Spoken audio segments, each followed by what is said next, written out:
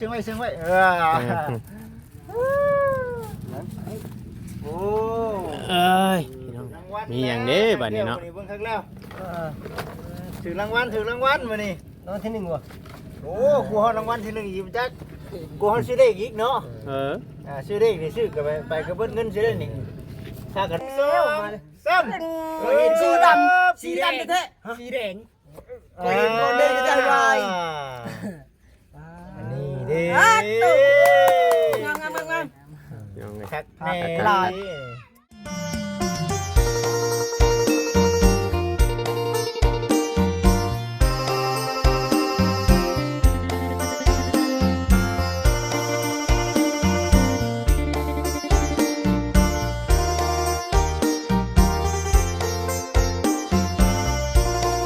พี่น้องเอ้ยเอาเปิดภาพมาอีกวันนี้กับพ่อกับเบาจิตคือเก่ากับตั้งแต่สบายดีเด้อพ่อแม่พี่น้องเด้อพอดีเมื่อนี้เนาะทางเบาจิตมีโอกาสได้ขึ้นมาเฮ็ดเวียกเนาะอยู่ที่พี่ละภาคลงเห็นเนาะพี่น้องเนาะพอดีทางบ่เวียงเพิ่นบอกกับทางเบาจิตนี่แก้เครื่องแก้ของของทางสังแก้วเนาะเมื่อนี้ทางเบาจิตก็แก้เครื่องแก้ของขึ้นมาซอยเพิ่นพอดีว่ามื้อนี้พี่น้องเอ๋ยเนาะทางบริจิตนี่ได้ห้ามหน้าที่เป็นสะพานบุญให้กับทางผู้รักผู้ใหญ่ก็คือทางแม่อ้อยเนาะให้กับทางบริจิตนี่ซื้อโทรศัพท์พี่น้องเนาะมาให้กับทางสังแก้วเนาะสิเป็นจังใดก็เดียวสิเอาไปให้เพิ่นเดียวนี้แหละพี่น้องเนาะดีใจน้ำสังแก้วเพิ่นกับบ่มีโทรศัพท์เนาะการติดต่อก็ยากได้ถ้าหากว่ากันไปกันมาเฮามันบ่มีโทรศัพท์นี่อยู่กลางป่ากลางลงก็บ่จักเนาะจักสิแบบใดว่าซั่นเดี๋ยวนี้โว้ยบ่ยากพี่น้องเนาะคันว่ามีโทรศัพท์แล้วฮัลโหลเนาะมาฮอดแล้วบ่อยู่ไสแล้วได้พี่น้องเอ้ยเดี๋ยวนี้ก็ได้ให้แน่อันนี้ก็ถือว่าเป็นบุญวาสนาเนาะของทางสังแก้วเพิ่นเด้อพี่น้องเด้อเนาะโอ้ยดีใจนำเพิ่นเด้เนาะลืมเอาขากล้องมาพี่น้องเนาะลืมเอาขากล้องมาโอ้เอาพี่น้องเอ้ยเบิ่งสีบ่เว้าหยังหลายไข่ออกมาก่อนพี่น้องเนาะเบิ่งสังเกตกำลังก่อหรือว่าเฮ็ดเวียกอยู่ได้พี่น้องเอ้ยเนาะนี่เด้ของทุ่งของแถมเพิ่นก็มีเท่านี้เลยพี่น้องเอ้ยเนาะจักมีอย่างน้ำเนดอกก็เดี๋ยวเบิ่งชมไปน้ำกัน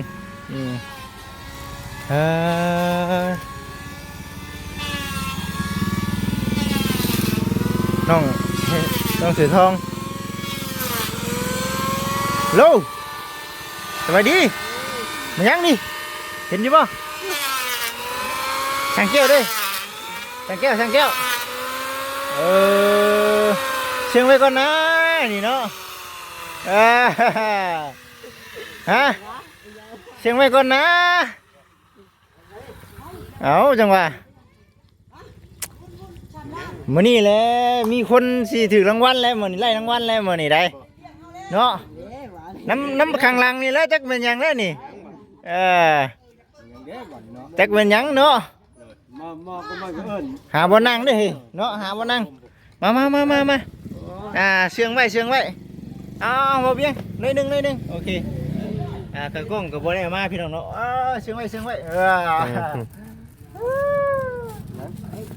โอ้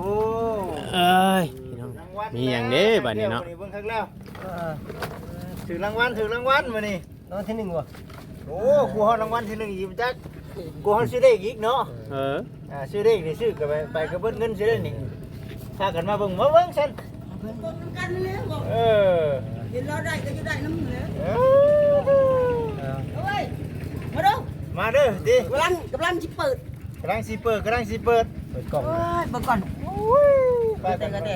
เตนฮ้อนบ่ฮ้อนอยู่ได้บ่สบายดีสบายดีบ่ทางประตูทางประตูเพิ่นเนาะอยู่ดีมีแห้งเก่าเอาอันนี้เป็นรุ่นหยังเด้เนาะรุ่นหยังเด้ดิรุ่นมือถือเนาะ โทรศัพท์เด้อ โอ้ก็เรียกว่ามีหยังได้ตกใจหมดเลย ตกใจเบิดว่าซั่น ไปดิเนาะสิถึงวันนี้ นี่ดิสีขาวนี่ ส่งมาส่ง เอ้า มาเลย โม นะ เมนต์ ลิ้นได้บ่เลยจะมองนี่ สิรินได้บ่ติ บ่ได้กะป่าใบ โอ้ยมันคือหลายอันที่ช่างแก้วนี่ นี่ป่า มันคือหลายอันแท้ป่ะ ผู้พังบ่นั่นน่ะ ไม่ยัง มันจังว่าเอ้ามันยังอัน เอาได้เชื่อโอ้ยขอเชื่อวะ โอ้โอ้ยี่ห้อ บัด ไอโฟ บัด น บั ไร ดเชื่อบัดไอโฟนเนาะ ไอโฟนพวกนี้นี่ ไอ้โบนบ่นี่บ่แม่นเบิ่งอัมบายเซโน แมนบ่ไอโมบายบ่ อัมบายเซ โอ้ โน ยเนาะว่าไอโฟนสิดอก ของฮะ อ๋อจุกออกมาเสเล็กเสหน่อยแล้วนี่ ใบบินบาท มื้อใดดิสิออกนี่แห้งพร้าวนี่ คนยืมมาชื่อแล้วจะไปจ่ายเพิ่นเด้อเออ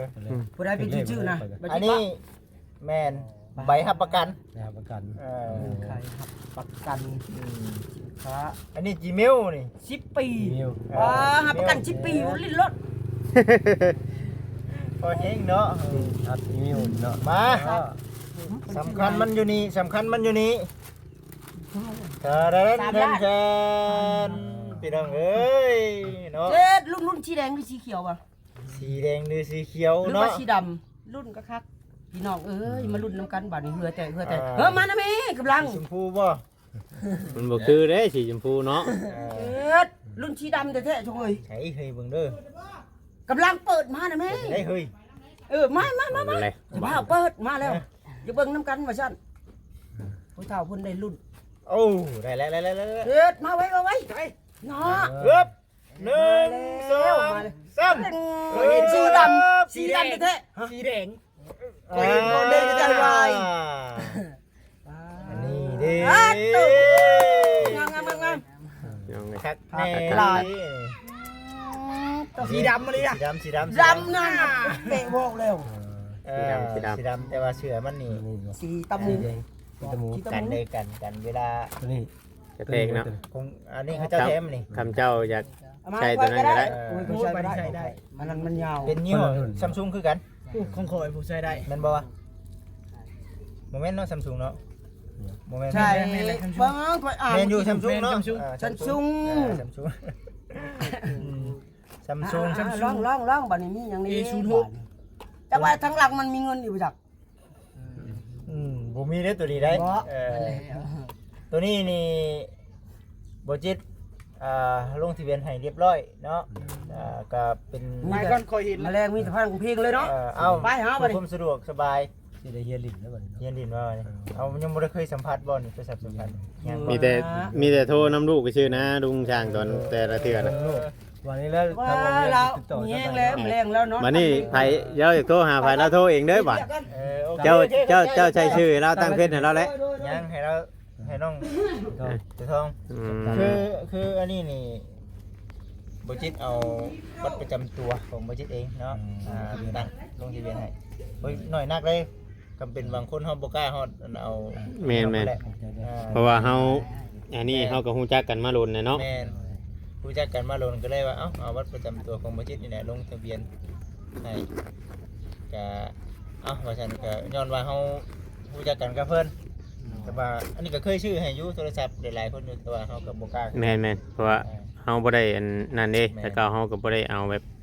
ลงทะเบียนให้เพิ่นมีแต่ให้เพิ่นไปเฮ็ดเอง แม่นอันนี้ให้เพิ่นไปเฮ็ดเองก็เลยว่าสังแก้วเด้ออันนี้น่ะเป็นของทางแม่อ้อยเนาะเมื่อเช้านี่น่ะเพิ่นแม่น เพิ่นฝากเงินมาให้บ่จิตน่ะ3 ล้าน แต่ว่าตัวนี้หากบ่มีใบบินเนาะนี่โอ้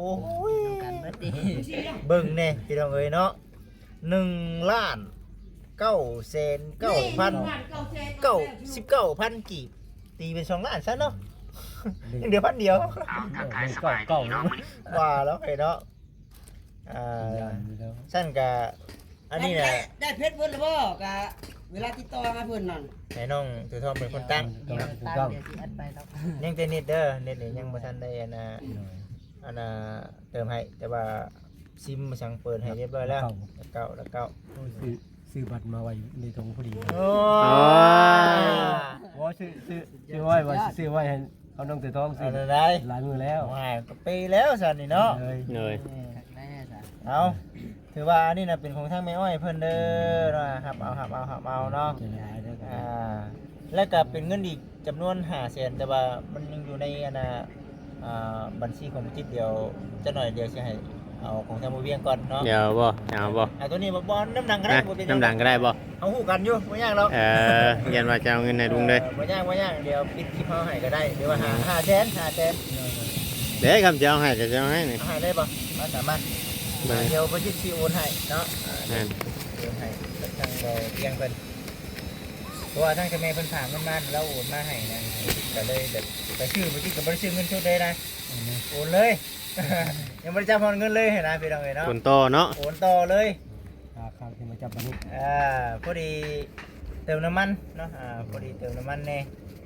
ประมาณ500,000เติมขึ้นมาพี่แหละก็เลยซื้อโทรศัพท์เนาะพอดีรวมๆเป็น2.5 ล้านซะเนาะกับพอดีเอาให้1 2 3 4 5เป็นเงินของทางแม่อ้อยเพิ่นเด้อโอเคเอาสังแก้วใจก็จะหลายได้ เบิดได้นี่บ่เชื่อบ่นี่เพื่อนาเฮือนแล้ว พ่อชอบ บ่พอครับแม่นบ่ อันนี้เกมซื้อ เอ ซื้ออะไรครบซื้อดีซื้อยังมาวะ ซื้อสมุนอีกแมลงอาบน้ำอาบทาย คักนะพี่น้องเอ้ยเนาะ บ่มีให้เฮ็ดเวียกได้บัดนี้ เฮ็ดจังได๋เด้บัดนี้เนาะ โยบ่มีโทรศัพท์ คักนะพี่น้องเอ้ยเนาะ เอาไปในโทรศัพท์แล้วบัด ยังบ่ได้บ่ซั่น ยังได้สักไปยัง โอ้ยดูมันเด้อดูมันเฮ็ดอันน่ะงานได้เนาะ ดูป๋อดูมันแล้วนี่ ยังบ่พอบ่เฮ็ดงานมานั่น ฮะ เฮ็ดงานมานั่นยังบ่พอบ่ เอาไว้อยากว่าหัวกันไปพี่น้องเอ้ยเนาะก็ถือว่าน้องหุงรหัสจิมุงจิมิวคือเพิ่นที่ตั้งให้เบิ่แล้วมีแต่ว่าน้องก็คือที่รู้จักเฮ็ดดีดอกพี่น้องเอ้ยบัดนี้ก็ได้ก็ถือว่าทางบริษัทจะได้ซื้อมาให้เพิ่นแล้วก็มีจังใดก็คนครัวเบิ่งเด้อฉากไว้เด้อนี่ฉากไว้บ่เฝ้าเด็ดมันบ่แรงพุ่นแล้วจังเด็ดมัน แม่น ชอบดีได้เนาะ ต้องสาก่อน อดบ่ได้นะมื้อเช้านี้มีหยังก็ พอดีแล้วขึ้นมาเฮ็ดงานอยู่ไกลมันจังบ่เงาเด้ นี่สายแขมันอยู่นี้หัวมันอยู่นี้เนาะกินนี่เนาะนี่หัวมันเด้อพอดีเลยคิดฮอดหลานกระโทรหาโอ้ยลองกล้องไม่สนอกว่า จำแล้วนี่ลองแรงต้นกับขับอยู่ยัง เอา เนาะ ดีได้เป็นอันนั้นพี่น้องเนาะมาหาจับภาพไว้มาเด้อโอเคถึงมือผู้โชคดีแล้วพี่น้องเลยเนาะเมื่อเช้านี้ก็บ่ได้ถ่ายคลิปตอนนั้นไปซื้อดอกจะในบินเพิ่นก็999,000 กีบ โทรละด้านเก้า ล้านเนาะ ล้าน999,000เนาะโอ้ย มันเก่าแค่ได้ เพ เนาะ ราะว่า900,000บ่แฮงเด้อติ เอ้ยเงินหลั่นเนาะ เป็นรหัสมันเนาะ รหัสจิมิวเด้อรหัสจิมิว เราก็เด้งออกเขา เอา ได้ เบิ่งไปฉันแก้จัดการเองเด้อ เดี๋ยว เอา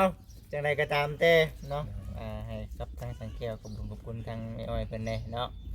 ก็ช่วยมาหลายอย่างหลายแนวดีได้พี่น้องเอ้ยเนาะได้เป็นหลายอย่างได้มีแต่โทรศัพท์มันจะเป็นทั้งลังลาดทั้งเป็นเตาลมเครื่องใส่อุปกรณ์ในการก่อสร้างมีหลายอย่างส่วนลูกแต่จะไม่มีอย่างนี้มีแต่อยากขอบคุณขอให้แม่อยู่ดีไม่ให้ความเจ็บจะได้ความไข่บ่ให้มีปรารถนาสิ่งใดขอให้ได้ดังความมุ่งมั่นปรารถนาที่ว่าเงินข้าวแกงให้แม่ไหลมาขึ้นน้ำแกงได้แม่เด้ออย่าได้บกกันแห่งคือนำในทะเลเอ็นจะทานไปแล้วมอยชุ่มเสียเปล่าเงินบาทก็ให้ไหลมาเงินดอลลาร์ก็ให้ไหลเข่าให้กระเป๋าจะล้นอ่างไปผ่าข้างปีละ100,000 10,000 ล้านทานแม่ทานแล้วให้แม่ยังมีเด้อสาธุ เนาะ เลยเขาเข้าใจทั้งบ่จิตขอให้บ่จิตดีไม่แห้งความจิตได้ความไข่บ่มีเหตุงานการสิ่งใดขอให้เจริญลื่นรับลื่นไปข้างหน้าได้สาธุคือกันเช่นกันเนาะมาขอบใจเบาเวียงเนาะเป็นมือกล้องให้เลขของยังผู้ตู้มื้อนี้ บ่จักได้บ่ดูเนาะ เนาะอยากถามเบิ่งเลขเบิ่งเบอร์พร้อมเด้พอสิได้มีข่าวดีแน่ โดนๆเทื่อขึ้นมาแบบนี้เนาะ ชื่อเดี๋ยวจักเห็นเลย เป็นเด็กคนเก่าๆเลยเนาะ บ่าล็อกเฮ้ยเนาะ มันออกอะไรออกเลขของนี้ออกอะไรชื่อเลข เลขในนี้เลยเก่าๆเลย เก่าๆนี่บ่ว่าล็อกเฮ้ยเด็กหยังนี่เด็กกระเบื้อบ่เก่าๆนี่อันเด็กบ่เชื่อดอกอันในเด็กเก่าๆนี่ มันเป็นทุกไปแล้วไป เอา มันออกดูใช้ ฮะมันหยัง มันเลข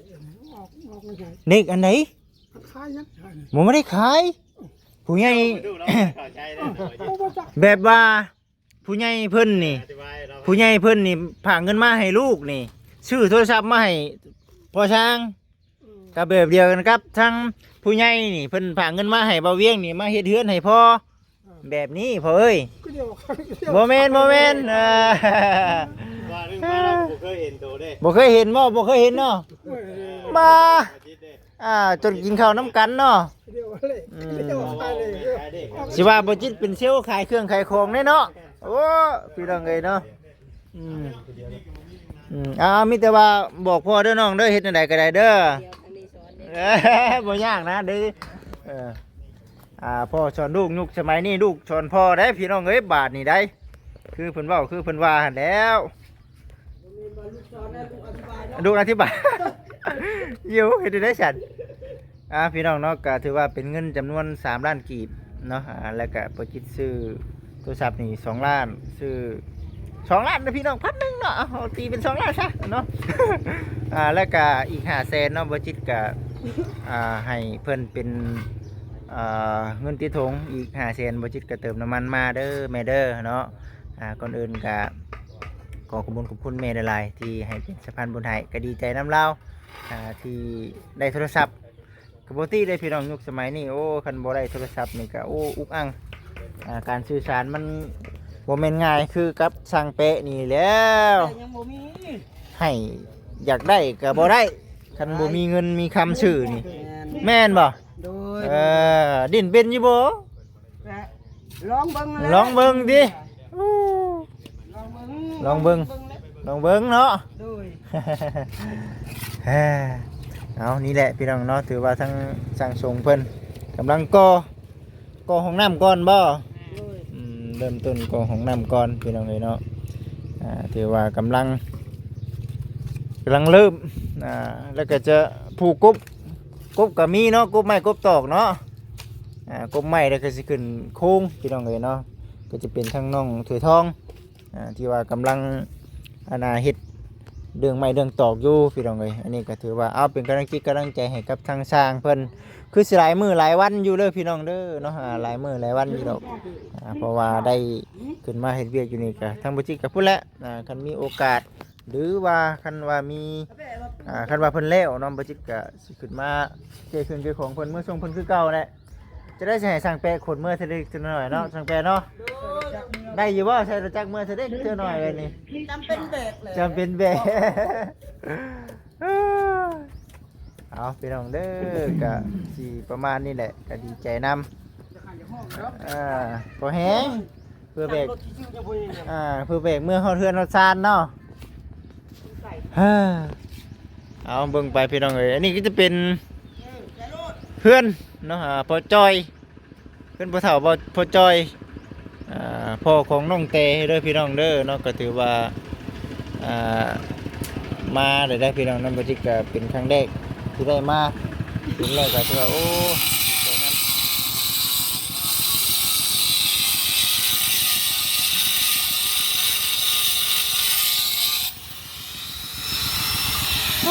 สุดยอด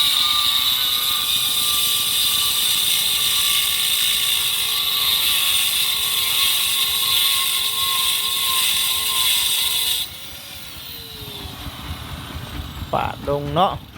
ตึมคักปันยังพี่น้องเอ้ยบาดที่นี่ก็ได้พาสายพี่น้องเนาะจังใดก็ได้เบิ่งชมไปน้ำกันอันนี้จะเป็นจังเม็ดคูณจังเม็ดก็บ่เวียงนี่4 คูณ 8 เมตร 50โอ้